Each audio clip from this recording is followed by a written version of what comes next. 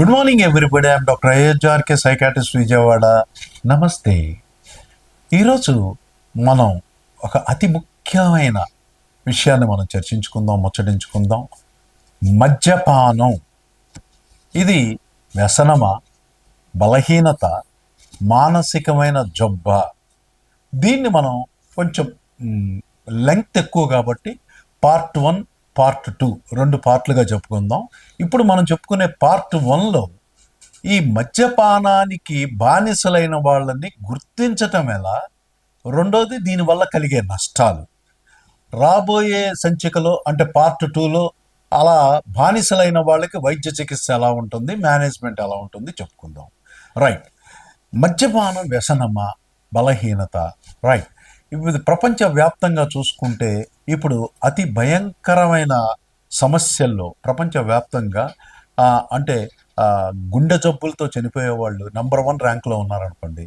Next ఇన్ఫెక్షన్స్తో చనిపోయే వాళ్ళు number 2 ర్యాంక్లో ఉన్నారు. ఆ తర్వాత మరి రకరకాల సమస్యలు తీసుకుంటే 3వ ర్యాంకు 5వ ర్యాంకులో డిప్రెషన్, మానసిక సమస్య అయిన డిప్రెషన్ 3వ ర్యాంకులో, అలాగే ఆల్కహాల్ డ్రగ్స్ వల్ల బలైన వాళ్ళు, అడిక్ట్ అయిన వాళ్ళు 5వ ర్యాంకులో నిలవటం అనేది చాలా ఆశ్చర్యకరమైన గణాంకాలు మనకు చూపిస్తూ ఉన్నాయి. మరి ఈ ఎప్పుడన్నా సొసైటీలో సరదాగా అప్పుడప్పుడు నెలకోసారి పార్టీలో ఏదో 2-3 పెగ్గులు తాగుతాం, మేము కూడా ఆల్కహాలిక్సేనా, ఎడిక్ట్సేనా అంటే కాదు. వాళ్ళని సోషల్ డ్రింకర్స్ అంటాం. అంటే అకేషనల్గా ఎప్పుడైనా సొసైటీలో ఫ్రెండ్షిప్తోనో లేకపోతే ఒక ఫార్మాలిటీగానో 1 or 2 పెగ్స్ తాగేసి మళ్ళీ 10 రోజుల్లో, నెల రోజుల్లో దాని జోలికి పోని వాళ్ళని సోషల్ డ్రింకర్స్ అని చెప్పుకుంటాం. దీనివల్ల వీళ్ళ వల్ల దానికి ఏ ఇబ్బంది కలగదు. Next category abusers, dependents, alcohol addicts. అంటే అసలు ఎడిక్ట్స్ అంటే మనం ఎలా గుర్తుపట్టాలి? ఎవరు ఎడిక్ట్స్ అంటే వీళ్ళు రోజు తాగుతారు. రోజుకి వారాలు, నెలలు, సంవత్సరాలు గడిచే కొద్దీ తాగే మోతాదు నిదానంగా పెరుగుతూ పోతుంటుంది. అంటే టాలరెన్స్ టాకీఫిలాక్సిస్ అంటాం. ఈ టాకీఫిలాక్సిస్ ఏంటంటే ఫస్ట్ 90 ml లేకపోతే క్వార్టర్ తాగితే మంచి కిక్ వచ్చే వ్యక్తికి ఇప్పుడు ఆ 90 ml తాగితే కిక్కు లేదు, క్వార్టర్ తాగినా కిక్కు లేదు. అదే ఇంకొంచెం ఎక్కువ తాగితే ఆ కిక్ వస్తుంది. అందుకని ఇతడు తాగుడుని, మోతాదుని పెంచుకుంటూ పోతాడు. ఇది కూడా మద్యపాన ఎడిక్షన్, బానిసత్వానికి ఇదొక లక్షణం. మరి రోజు ఉదయం పనికి వెళ్ళినా మళ్ళీ సాయంత్రం అయ్యేటప్పటికి తాగటానికి టైము, ప్లేసు, ఫ్రెండ్స్, లేకపోతే ఒంటరిగాన ముందు, లేకపోతే దానికి కావాల్సిన డబ్బు సమకూర్చుకోవటం, ఇలాంటి ఆలోచనలతో గడుపుతూ సాయంత్రం మళ్ళీ తాగటాన్ని. సో ఈ తాగడం కోసం రకరకాలుగా అంటే అప్పులు చేయటం, ఇంట్లో దొంగతనాలు చేయటం, అంటే అక్కడ ఇన్హిబిషన్ పోతుంది. సిగ్గు, లజ్జ, గౌరవం, మర్యాద ఇవన్నీ తగ్గిపోయి ఏ రకంగా అయినా సరే డబ్బుని దొంగిలించైనా సరే నేను తాగాల్సిందే అని ఆ తాగుడు వ్యసనం. అలాగే మరి కొన్ని గంటల్లో తాగుడాపిన కొన్ని గంటల్లోనే ఇతనికి మనసు, శరీరం తాగుడు వైపు లాగేయటం. దీన్ని విత్డ్రాయల్ క్రేవింగ్స్ లేకపోతే సైకలాజికల్ అర్జ్ అంటాం. అంటే మనసోమో పదే పదే తాగాలన్న కోరికతో లాగేస్తుంటుంది. శరీరమేమో కొన్ని గంటలు అవ్వంగానే తాగుడు లేకపోతే వాళ్ళకి వణుకు, కంగారు, దడ, ఏకాగ్రత లేకపోవటం, రెస్ట్లెస్గా ఉండటం, అటు ఇటు ఒక చోట కుదురుగా కూర్చోలేకపోవటం, టెన్షన్గా ఉండటం, భయంగా ఉండటం, ఫోకస్ చేయలేకపోవటం, మరి నిద్రలేమి, కండరాల నొప్పులు, తలనొప్పి, ఇలాంటి విత్డ్రాయల్ సిమ్టమ్స్ని ఆల్కహాల్ విత్డ్రాయల్ సిమ్టమ్స్గా పేర్కొంటాం. ఈ విత్డ్రాయల్ సిమ్టమ్స్ కూడా ఆల్కహాల్ ఎడిక్ట్స్లో మాత్రమే మనకు కనిపిస్తాయి. మరి ఇవన్నీ ఆల్కహాల్ ఎడిక్ట్స్ని మనం గుర్తుపడటానికి లక్షణాలుగా పేర్కోవటం జరుగుతుంది. మరి నష్టాలు చూసుకుంటే డబ్బు నష్టపోతున్నావు, అప్పుల పాలవుతున్నావు, ఆస్తులు కోల్పోతున్నావు, రోడ్డు మీదకి వస్తున్నావు, కుటుంబంతో, భార్యతో గొడవలు, తాగుబోతు భర్త రోజు తాగొచ్చి కొడుతూ ఉంటే ఏ భార్య భరించలేదు, గొడవలు, పంచాయతీలు, సెటిల్మెంట్లు, డైవర్సు, విడిపోవటం, కోర్టు, పోలీస్ స్టేషను, అలాగే తాగిన మత్తులో గొడవలు, యాక్సిడెంట్లు, పోలీస్ కేసులు, ఇన్ని రకాల నష్టాలు మనకు చవి చూస్తూ ఉన్నాం.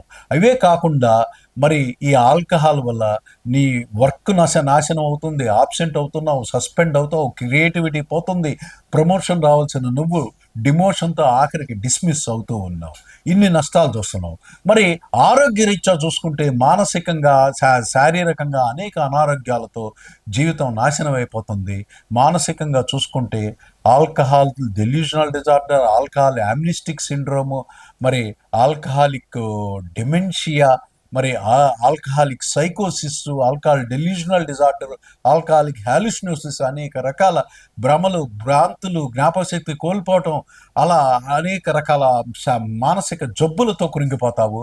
శారీరకంగా చూసుకుంటే ఆల్కహాలిక్స్లో fatty liver, cirrhosis of liver, భవిష్యత్తులో క్యాన్సర్ లివర్, సిర్రోసిస్తో, ఆల్కహాలిక్ సిర్రోసిస్తో మనిషి కోమాలోకి వెళ్ళిపోయి చనిపోవటం, మయోపతి, గుండె అన్లార్జ్ అయిపోయి చనిపోవటం, మరి ఆల్కహాల్తో నాడీ మండలం దెబ్బతింటం, అనేక రకాల జబ్బులు రావటం, ఆ మనిషి స్వల్పకాలంలోనే ఈ జీవితాన్ని ముగించి స్వర్గస్థులు అవటం కూడా జరుగుతుంది. ఈ రోజున అనేక మంది రాజకీయ నాయకులు, మేధావులు, సినిమా ఆర్టిస్టులు, అనేక మంది ఈ ఆల్కహాలిక్ ఎడిక్ట్స్ అయ్యి చనిపోవటం మనం చూస్తూనే ఉన్నాము. అదే నా 50 ఏళ్ళకి, 55 ఏళ్ళకి త్వరితంగా వాళ్ళ జీవితాన్ని ముగించడంగా ఉదాహరణలు చూస్తున్నాం.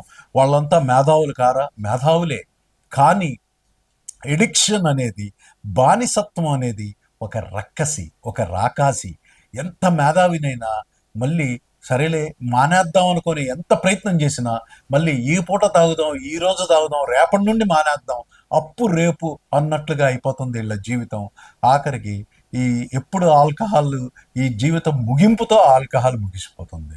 ఇలా కొంతమందిలో జరుగుతూ ఉంది.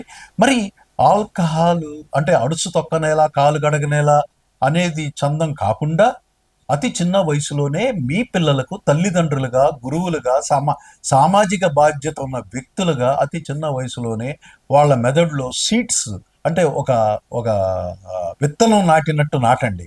ఏమని? No, no drugs, no smoke, no alcohol. ఈ డ్రగ్స్, ఆల్కహాల్, స్మోకు, గంజాయి అలాంటివి ఈ స్లోగా పాయిజనింగ్ చేసి నీ జీవితాన్ని చంపేస్తాయి అనేది అతి చిన్న వయసులో నాటండి. పెద్దయ్యాక కూడా వాళ్ళని అప్పుడప్పుడు కౌన్సిల్ చేయండి. మీ బిడ్డల్ని స్నేహితుల్లాగా మలుచుకొని మంచి కౌన్సిలింగ్తో వాళ్ళని అసలు ఇటువైపు డ్రగ్స్ వైపు వెళ్లకుండా చేయండి. మరి పార్ట్ 2లో ఎడిక్ట్ అయిన వ్యక్తులు, మరి మా మా పరిస్థితి ఏంటి? మా మా మా ఆయన తాగేసి ఎడిక్ట్ అయిపోయాడు, మా తమ్ముడు ఇలా చేస్తున్నాడు అనే వాళ్ళ పరిస్థితి ఏంటి అనేది పార్ట్ 2లో మనం చర్చించుకుందాం. నమస్తే, మీ doctor Ayodhya RK, psychiatrist, Vijayawada.